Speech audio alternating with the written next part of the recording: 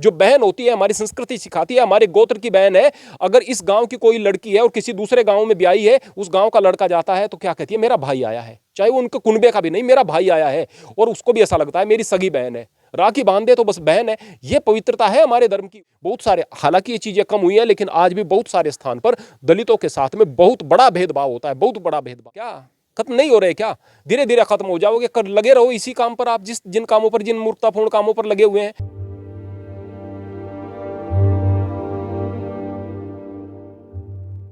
जब भी hate speech की बात कही जाती है, या फिर हम उदयनिधि करुणानिधि के बयान के विषय में बात करें, उसने कहा कि सनातन को डेंगू मलेरिया की तरह से समाप्त कर देना चाहिए। अब इसका मैं अगर प्रश्न पूछूं, किस तरह से समाप्त करेंगे? कि भाई उदयनिधि ने कह दिया है इसलिए अब हम सनातन को छोड़ देंगे, उदयनिधि ने विरोध कर दिया या उसके चाहने वालों ने विरोध कर दिया, अब हम सनातन को छोड़ देंगे, ऐसे हो जाएगा क्या? पक्की बात है, ऐसे तो कोई सनातन को नहीं छोड़ेगा, सनातन को और पकड़ लेगा। दूसरा तरीका है कि जो सनातनी नहीं है या सनातन के विरोधी हैं, वो सनातन को खत्म करने के लिए हिंदुओं को मारना काटना शुरू कर दें। यानी सीधे सीधे यह कहा जा रहा है कि जो इस देश में जितने भी हिंदू हैं, जितने भी सनातनी हैं, उनको मार दो, काट दो। तो इससे बढ़कर और ज्यादा हेट स्पीच क्या हो सकती है? बट यह हेट स्पीच नहीं लगेगी लोगों को। क्यों? क्योंकि यह हिंदुओं के खिलाफ दी जा रही है। अगर ईसाइयों के खिलाफ या किसी के भी खिलाफ दी जाती, जो कि नहीं दी जानी चाहिए, तो फिर यह हेट स्पीच नजर आती। आज यह हेट स्पीच नजर नहीं आएगी। लेकिन यहां पर बहुत सारी चीजें ऐसी हैं जो विचारणीय है, और मैं कहूंगा कि हमें विचार इस बात पर भी करना चाहिए कि ऐसा क्यों कहा गया और इसका समाधान क्या है। जो सनातन को सही तरीके से जानता नहीं है वो तो इस तरह की बात करेगा ही। सनातन को ना समझने वाले लोग सनातन का विरोध पहले से करते आए हैं, करते रहेंगे। स्वामी विवेकानंद ने एक बात कही थी कि जो भी हिंदू धर्म को छोड़कर चला जाता है, उसका मतलब यह नहीं है कि एक हिंदू कम हो गया, उसका मतलब यह है कि एक हिंदू विरोधी और बढ़ गया। यानी कन्वर्टेड लोग ज्यादा विरोध करते हैं। अब मैं आपको यह बात बता दूं, ये जो द्रमुक पार्टी है, इन लोगों के तर्क क्या हैं, या इस तरह के लोगों के तर्क क्या है? पहला तर्क है कि यहां पर हिंदुओं में तो स्त्रियों का बड़ा बुरा हाल है। कैसे? कि यहां पर सती प्रथा होती थी, गंदगी रही है, इस बात को मानना चाहिए। हमारे यहां मंदिरों के अंदर देवदासी रखी गई है, जहां 60 साल का बूढ़ा भी उसके साथ दुष्कर्म कर रहा है और उसका पोता भी उसके साथ दुष्कर्म कर रहा है, और ये पवित्रता के नाम पर हो रहा है। हमारे मंदिरों में हुआ है। तो बताइएगा, इसको हम क्यों ना कहें कि ये डेंगू मलेरिया है? जो उस रूप को देखेगा क्यों ना कहे? आज की तारीख में इतने पाखंडी लोग, इतने पाखंडी बाबा खड़े हुए हैं कि वो पाखंडी बाबा पूज रहे हैं और उनके पाखंड चल रहे हैं, और बहुत बार वो हेट स्पीच भी देते हैं वो पाखंडी लोग, और जनता को बांटने की बात भी करते हैं, दलितों पर अत्याचार की भी बात करते हैं, और सवर्णों को सम्मान देने की बात भी करते हैं। वो लोग आज की तारीख में पूज रहे हैं। तो जो दलित लोग हैं, जो दबे कुचले लोग हैं, जो हाशिए पर लोग हैं, तो उनको तो डेंगू मलेरिया दिखाई ही देगा। अब हमारा कर्तव्य होता है ना कि हम सनातन के वास्तविक स्वरूप को लोगों के सामने रखें, लेकिन रखें कैसे? जनता सुनना नहीं चाहती है, इसलिए ये सारी की सारी चीजें हो रही हैं। जब तक हम इस बात को नहीं समझेंगे, तब तक निश्चित रूप से इन समस्याओं का समाधान नहीं है, और आप डेंगू मलेरिया साबित होते रहेंगे। और आप ही नहीं, इस्लाम भी इसी प्रकार से होता रहेगा। आतंकवाद के रूप में इस्लाम भी कम बदनाम नहीं हो रहा है। एक तारीख में जब दुनिया में, इतिहास में इस्लाम का बोलबाला हो रहा था, आज की तारीख में अपनी इज्जत को खो रहे हैं। आज की तारीख में सभी लोग अपनी इज्जत को खो रहे हैं। ईसाइयत की यही स्थिति भारत में हो रही है, जिस तरह से हालेलुया वगैरह वो चलाने लग गए हैं। सभी लोगों को जागरण की जरूरत है, और जरूरत है कि हम देश के बारे में बात करें, मानवता के बारे में बात करें। हिंदुओं को विशेष रूप से जरूरत है कि इन पाखंडों से बाहर आएं और देखें कि गलती कहां पर है। मेरा सवाल आपसे ये है कि क्या सनातन धर्म में समानता और सम्मान की भावना नहीं है? मैं सबसे पहले एक बात बता दूं आपको, यहां पर स्त्रियों के सम्मान के विषय में यदि बात करते हैं, तो इतिहास में यदि हम पूजा के विषय में बात करें तो गौरी शंकर कहते हैं, शंकर गौरी नहीं कहते हैं। यहाँ पर सीताराम कहते हैं, राम सीता नहीं कहते। यहाँ राधे कृष्ण कहते हैं, यहाँ पर कृष्ण राधे नहीं कहते। यानी स्त्री का पहले नाम लिया जाता है। जब आप परमात्मा की पूजा करते हैं तो अर्धनारीश्वर की बात होती है। वो परमात्मा आधा पुरुष है और आधा स्त्री है। ऐसा नहीं है कि वो पुरुष ही पुरुष है। संसार में जितने भी रिलीजन हैं, सभी में पुरुष को ही, परमात्मा को पुरुष के रूप में देखा गया है। यहाँ माँ दुर्गा के रूप में भी पूजते हैं, उसको आदि शक्ति भी कहते हैं। अरे भाई, पुरुष हो सकता है तो स्त्री भी हो सकता है, उसका रूप नहीं, उसका रंग नहीं, उसका आकार नहीं, तो उसका लिंग भी नहीं। आपने आकृतियां बनाई है अपनी सुविधा के लिए, उस निराकार तक, उस एक परमेश्वर तक पहुंचने के लिए। वो स्त्री भी हो सकता है, वो पुरुष भी हो सकता है। सबसे पहले तो ये स्त्रियों का सम्मान है। दूसरी बात, यहाँ गार्गी है, यहाँ अपाला है, और यहाँ पर इतनी विदुषी स्त्रियां रही हैं जिन्होंने बड़े बड़े विद्वानों को चुप करा दिया। जब मंडन मिश्र हार रहे थे आदिगुरु शंकराचार्य से, तो मंडन मिश्र की पत्नी ने निरुत्तर कर दिया था आदिगुरु शंकराचार्य को, और सोचने पर मजबूर हो गए थे आदिगुरु शंकराचार्य। वो बात अलग है कि बाद में उनको भी हार का मुंह देखना पड़ा। यहाँ पर गार्गी जो है याज्ञवल्क्य जैसे महान ऋषि को निरुत्तर कर देती हैं, परास्त कर देती हैं। हमारे यहाँ पहले से ही स्त्रियों का सम्मान रहा है, इस बात में कोई शक नहीं। और आप आज जाकर के समाज में देख सकते हैं 7 जन्म का संबंध माना जाता है, कोई कॉन्ट्रैक्ट नहीं होती है मैरिज। यहाँ पर 7 जन्म का संबंध माना जाता है। स्त्रियों के प्रति जो परिवार में सम्मान है, स्त्रियों की जो स्थिति है, आप देखिएगा जब श्री राम का राज्याभिषेक होता है, कहते हैं कि आपके कौन मित्र आएंगे, तो उस समय कहते हैं कि मेरे एक मित्र आएंगे। कौन? मेरे ध्यान नहीं रहा था उनका नाम, अरे मैं कितना अभागा हूं, मेरे ध्यान नहीं रहा था। मेरे एक मित्र सबसे पहले आएंगे, उनको ऊंचा स्थान मिलेगा। कौन? निषाद राज गु आएंगे, है ना। वो तो दलित से, अति दलित से पिछड़े हुए थे, उनको ऊंचा स्थान देते हैं, उनको गले लगाते हैं बड़ी सभा में। वो सबरी के झूठे बेर को खाते हैं। वो कदम कदम पर बार बार इस बात को कहते हैं कि मैं तो भाव का भूखा हूं, मुझे भाव चाहिए। जगह जगह जाकर के वो दलितों के साथ में, पिछड़ों के साथ, वंचितों के साथ में रहते हैं, इसलिए कि मर्यादा का संदेश देना था। यहाँ पर अगर हम देखें कि क्या हमारे यहाँ पर फिर ये जातिवाद की बात नहीं आई, बाद में स्वार्थी लोगों ने जातिवाद इसमें घुसेड़ दिया है इस धर्म के अंदर। जातिवाद के नाम पर धार्मिक ग्रंथों के अंदर बहुत गंदी चीजें लिखी गई हैं। उनके साथ अत्याचार हुआ है, दलितों के साथ अत्याचार हुआ है।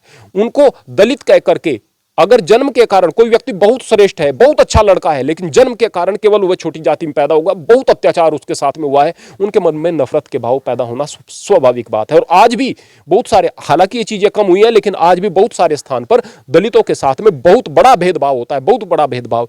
यदि हम इन चीजों को नहीं हटाएंगे, पाखंडों को नहीं हटाएंगे, इस तरह की चीजों को नहीं हटाएंगे, तो निश्चित रूप से डेंगू मलेरिया ही साबित होगा। बल्कि मैं कहूंगा कि जिस तरह का स्वरूप धर्मों का हो चुका है ना, अगर ये सारे धर्म के लोग इस बात को मान ले कि बस हम एक परमात्मा को मानेंगे भाई और हम सब भाई हैं, हम धर्म की सारी चीजों को भूल जाते हैं, तो दुनिया ज्यादा बेहतर हो सकती है। उस कार्यक्रम का ऐसा नहीं कि वो जबान फिसल गई या गलती से कह दिया या फिर भावनाओं जज्बात में आकर के कोई बयान दे दिया गया।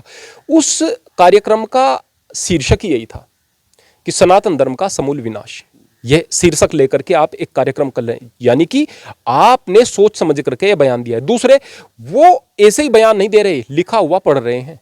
तो पहले लिखा गया है, उस पर विचार किया गया है और विचार करके फिर वह बयान दिया गया है। तो स्पष्ट रूप से यह एक आंदोलन है जो हिंदुओं के खिलाफ हो रहा है और हिंदू समझ नहीं रहे। हिंदू इसका यदि कट्टरता से जवाब देंगे तो वो उनसे बड़े गधे बनकर के सामने आएंगे, उनसे बड़े। इनको यह सोचना चाहिए कि जो सनातन की दुनिया के अंदर सनातन का परचम लहराता था, कब? विश्वगुरु कब थे हम? जब हमारे अंदर ज्ञान की भावना थी, ज्ञान की प्रबल भावना थी। आज हम पाखंड की तरफ बढ़ रहे हैं। मैं अपने चैनल पर यदि श्रीमद् भगवत गीता का कोई श्लोक का अर्थ अगर अपलोड कर देता हूं तो चैनल पीछे जाने लगता है, लोग देखते नहीं हैं। और अगर इधर उधर की बात हो, देखा क्या जाता है? मैं फिर से कहता हूं, बार बार कहता हूं, माता सीता ने लक्ष्मण के साथ में बिताई एक रात, जानिए क्यों? द्रौपदी के अवैध संबंध थे भगवान कृष्ण के साथ, जानिए कैसे? उस ऋषि ने पूरी रात इस अप्सरा के साथ में किया ये कार्य। इसको बड़े चाव से लोग बाग, हिंदू लोग देख रहे हैं। शर्म नहीं आती तुम्हें? डूब मरो। इन चीजों को देख रहे हो, ये थंबनेल तुम लोगों को अट्रैक्टिव लग रहे हैं, इस तरह की कथाएं, मूर्खतापूर्ण चीजें आपको बताई जा रही हैं। यदि आपको धर्म की बात बताई जाए तो आपको समझ में नहीं आएगी। मैं किसी हिंदू से पूछूं कि आपका धर्म ग्रंथ कौन सा है, उनको पता ही नहीं चलेगा। कोई कुछ बताएंगे, कोई कुछ। हम कहेंगे अरे भाई मूल रूप से गीता क्या? हाँ गीता, क्योंकि अदालत में गीता पर हाथ रखकर ही कसम खिलाने का जो है प्रावधान था। अब जो है वो कसम नहीं दिलाई जाती। सही है, अच्छा हुआ, उसके बाद भी झूठ बोला जाता था, सही है, अच्छा हुआ, लेकिन अब तक ऐसा ही होता। और हिंदुओं का एक पवित्र ग्रंथ है जिसमें कोई कहानी नहीं, कोई पाखंड नहीं है, सीधे सीधे परमात्मा से जुड़ना बताया गया। उसमें दिया बत्ती इत्यादि कुछ नहीं कहा। उसमें कहा कि जो मेरा भक्त मुझे एकमात्र रूप से प्रत्येक प्राणी में देखता है और प्रत्येक प्राणी में मेरे दर्शन देख करता है, हर जगह मुझे मानता है, वो भक्त मुझे प्रिय है, उस भक्त का मैं हमेशा साथ देता हूं। तो यदि आप लोग एक धर्म वाले लोग हैं तो एक किताब पर आ जाओ ना भाई, उस किताब का प्रचार प्रसार करो ना भाई, उसके ज्ञान का प्रचार करो ना भाई। अगर कथाएं चल रही हैं, झूठ मूठ की कहानियां चल रही हैं, गंदगी चल रही है, उनको आप स्वीकार कर रहे हैं तो एक गंदगी ही जाएगी। कहीं पर आपको पेशाब पीने वाला कहा जाता है पूरी दुनिया में कि गौमूत्र पीते हैं, सारा दिन जो गुरु बैठे हैं छिड़क रहे हैं अपने ऊपर, आचमन कर रहे हैं गौमूत्र का। उससे क्या हो रहा है आप लोगों का? अरे भाई बोले कि बीमार के फायदे होते हैं, बीमारी से, बीमार को इससे। आप बीमार हो क्या? एक यहाँ पर कोई करनाल का डॉक्टर था, हालत उसकी ऐसी कि थप्पड़ मार दें तो हालत खराब हो जाए उसकी, हवा अच्छी सी हवा चल पड़े तो वो उड़ जाए, ऐसी हालत उसकी। और झट से उसने गोबर उठाया और गप से खा गया। अब वो वीडियो जहां पर भी कोई सनातन की बात होती है वो वीडियो एकदम से सामने कर देते हैं लोग बाग, पूरी दुनिया में वो वीडियो वायरल हो रही है। उस गधे को जाकर के सबसे पहले इन सनातनियों को पीटना चाहिए था। बाहर जाकर के क्या है कि सनातन का मतलब कि जो गाय का मूत्र पीते हैं, दूध को फेंक देते हैं और गोबर चाव के साथ में खाते हैं, वो सनातनी है। अरे सनातन का मतलब यह है कि जहां पर विज्ञान है, सनातन का मतलब यह है जहां ज्ञान है, सनातन का मतलब जहां योग दर्शन है, सनातन का मतलब जहां सांख्य दर्शन है, सनातन का मतलब जहां श्रीमद् भगवत गीता जैसा एक ऐसा ग्रंथ, ऐसा अमर ग्रंथ है जो दुनिया की सबसे ज्यादा भाषाओं में अनुदित है और जिसको पढ़ने के बाद में आदमी के अंदर वीरता आती है, वैराग्य आता है, जिसके बाद में आदमी शरीर के तल से उठकर आत्मिक तल पर चीजों को देखने लगता है। और जो दुनिया में आज तक ज्ञान आपने प्राप्त किया है उससे बहुत हटकर के चीजें प्राप्त होती हैं। काश कि आप लोग गीता इत्यादि का प्रचार करते। मुझे एक जगह श्रीमद् भगवत गीता की कथा होते हुए दिखाइएगा। कहीं प्रचार नहीं होता, पुराणों का प्रचार होता है जिसमें कपोल कल्पित और झूठी कहानियां हैं, उनकी कथाएं होती हैं। जब तक आप इन चीजों को नहीं समझोगे, नहीं सुधरोगे, तब तक आप लोगों का ऐसे ही विनाश होता चला जाएगा। यहां पर बड़े वीरता के साथ में कुछ लोग जवाब दे रहे हैं कि भाई हमारी हस्ती को मिटा नहीं सकता कोई, जापान मिस्र रोमा सब मिट गए, जहां से कुछ बात है कि हस्ती मिटती नहीं हमारी, और सनातन हमेशा से था, हमेशा रहेगा। और हिंदुओं को बड़ी खुशी हो गई। यहूदी भी ऐसा ही कहते थे, हालांकि उन्होंने बाद में अपने धर्म को ले लिया। यहूदी ऐसा ही कहते थे, पारसी कहते थे हमें खत्म नहीं किया जा सकता। कहां है अपने देश में? भारत में आए हैं, आज भारत ही उनका देश है और भारत के प्रति वफादारी से रहते हैं। हम सम्मान करते हैं पारसियों का। टाटा जी, रतन टाटा जी, क्या देशभक्त और कितने बेहतरीन इंसान, ऐसे ही बहुत सारे हैं, हम सम्मान करते हैं। लेकिन कहां है अपने देश में, कहां है? रहा सवाल इस बात का, हमारा कुछ नहीं बिगड़ा यार, इसलिए नहीं बिगड़ा तुम ज्यादा थे, फिर टूट गए। तुम्हारे टूट देखते देखते इस देश से अफगानिस्तान अलग हो जाता है, पाकिस्तान अलग हो जाता है, इस देश से श्रीलंका अलग हो जाता है, म्यांमार अलग हो जाता है, इस देश से भूटान अलग हो जाता है, और कोई भी हिंदू राष्ट्र नहीं रहता। तो खत्म नहीं हो रहे क्या? खत्म नहीं हो रहे क्या? धीरे धीरे खत्म हो जाओगे। कर लगे रहो इसी काम पर आप, जिन कामों पर, जिन मूर्खतापूर्ण कामों पर लगे हुए हैं। खजुराहो में नंगी मूर्तियां हैं जहां पर इस तरह के गंदे संसर्ग करते हुए चित्र हैं, जहां भाई बहन, बाप बेटा या माँ बेटा जा ही नहीं सकते, माँ बेटी जा ही नहीं सकते हैं, और कहेंगे कि यह भी हमारे धर्म की वैज्ञानिकता है। खाक वैज्ञानिकता है। उस राजा को गाली दो आप जिसने किया, तुड़वा दो इस तरह के मंदिरों को। ये हमारी संस्कृति नहीं हो सकती। हमारी संस्कृति तो पवित्रता सिखाती है, हमारी संस्कृति ये सिखाती है कि जो भाभी है वो माँ होती है, माँ। भाभी के साथ मजाक जैसी बात नहीं होती है। लक्ष्मण के साथ में संबंध, लक्ष्मण के देखिएगा, जो बहन होती है, हमारी संस्कृति सिखाती है, हमारे गोत्र की बहन है। अगर इस गांव की कोई लड़की है और किसी दूसरे गांव में ब्याही है, उस गांव का लड़का जाता है तो क्या कहती है? मेरा भाई आया है, चाहे वो उनके कुनबे का भी नहीं, मेरा भाई आया है। और उसको भी ऐसा लगता है मेरी सगी बहन है, राखी बांध दे तो बस बहन है। ये पवित्रता है हमारे धर्म की। और दिखाया क्या जा रहा है कि देखो ये धर्म ये है, देखो खजुराहो के मंदिर सबूत के रूप में। ये धर्म क्या है कि ये पेशाब पीने वालों का है। ये क्या है धर्म है? ये गोबर खाने वालों का है। अरे जो धर्म पवित्रता सिखाता है, जो धर्म न्याय सिखाता है, जो धर्म स्त्रियों का सम्मान सिखाता है, जो धर्म समानता सिखाता है, उस धर्म का एक गलत रूप किस लिए हम लोगों ने बिगाड़ा है? स्वार्थी लोगों ने बिगाड़ा है, और वो बिगड़ा हुआ स्वरूप आप लोग स्वीकार कर रहे हैं। जो अच्छी आपको बात बताएगा उसको आप गाली दे रहे हैं।